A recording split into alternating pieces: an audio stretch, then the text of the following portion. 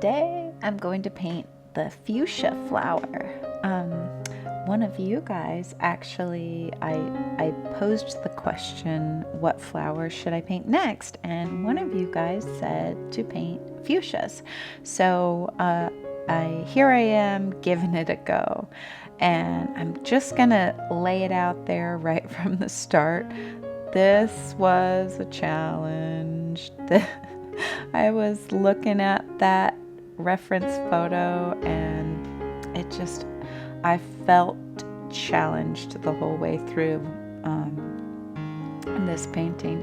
But interestingly, one of the watercolor artists that I follow on YouTube, I watched one of his recent videos and he talked about with watercolor, you have to not give up and just persist because it will eventually turn out. And I can't say that that's always the case. And boy, if you could hear me talking while I was painting this, I was so frustrated.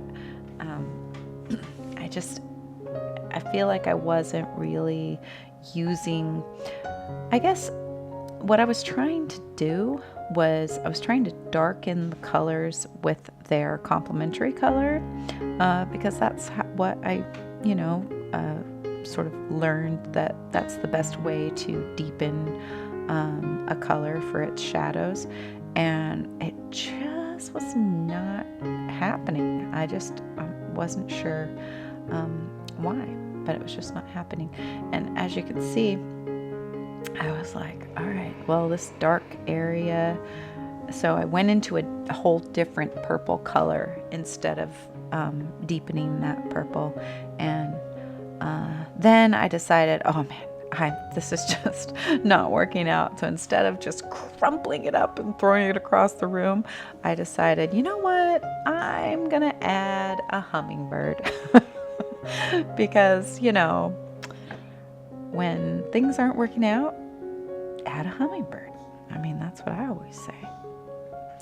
So I loved creating these wings with watercolor because you can really make things look very light and like feathery and translucent by laying down the color and then just sort of picking it up with a dry clean brush.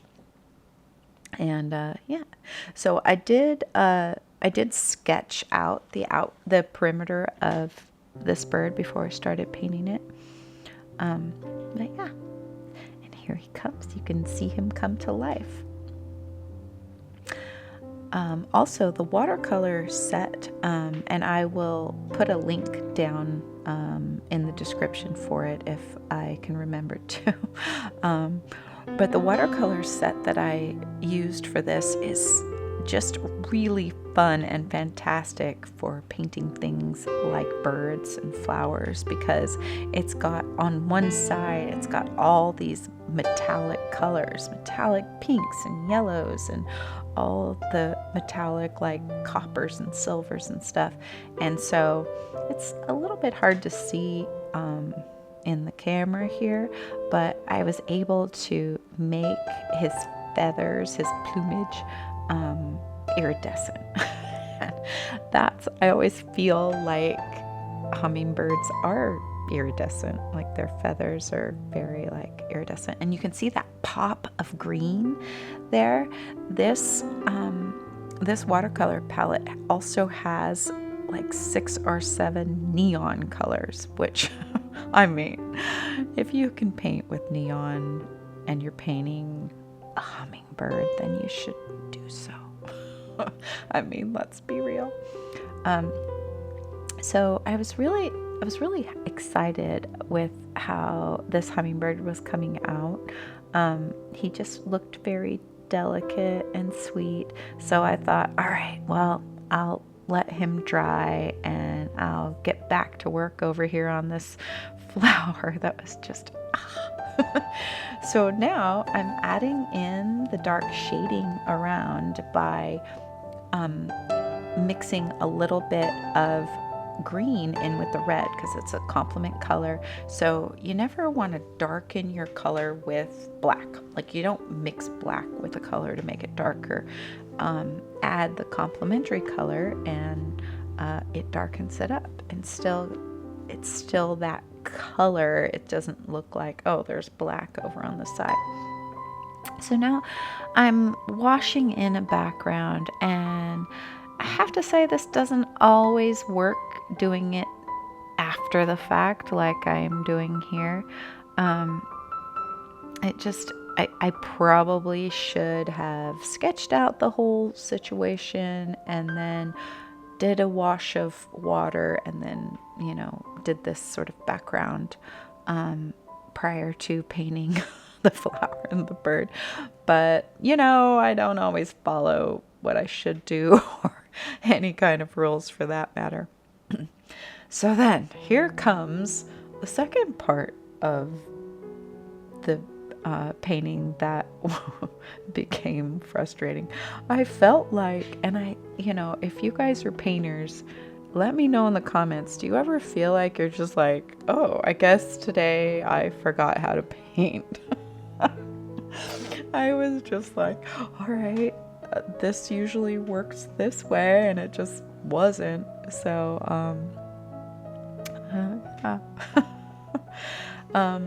as I'm darkening in these, I'm realizing that I'm losing that bright, shiny, like the shine bit, because this flower, this little like bud closed flower, is a really shiny thing. So I think what I'm gonna have to do here is, if you guys have watched my other videos, you'll know that I use the white from a Posca pen to pop in those, shine accents, and I do that here and that part actually worked out. I was like, hey, something's working.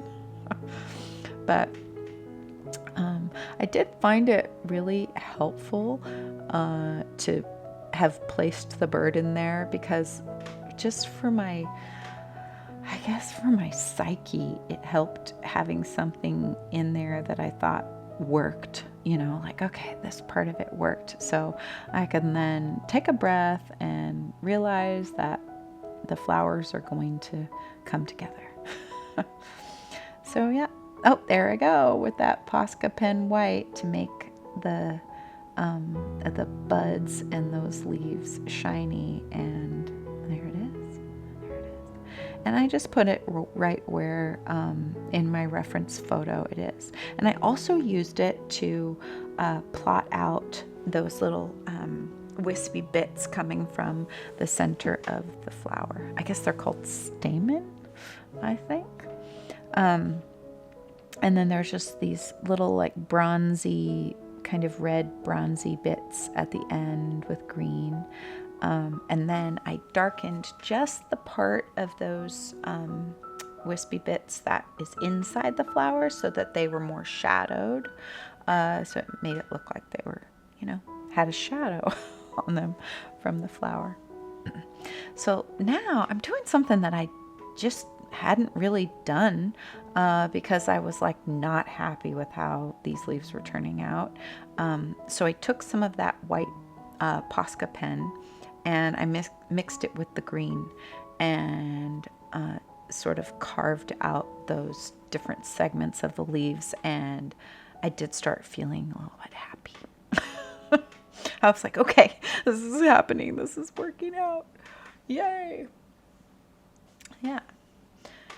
Also, I have done an oil painting of fuchsia flowers before, and the red petal bits, like as they open, they sort of poke up. They sort of come like a umbrella that's pushed the wrong way. And this reference photo didn't have them like that. So I think also I'm sort of struggling with the fact that that isn't in here, and so it's a little bit maybe less of a dynamic flower.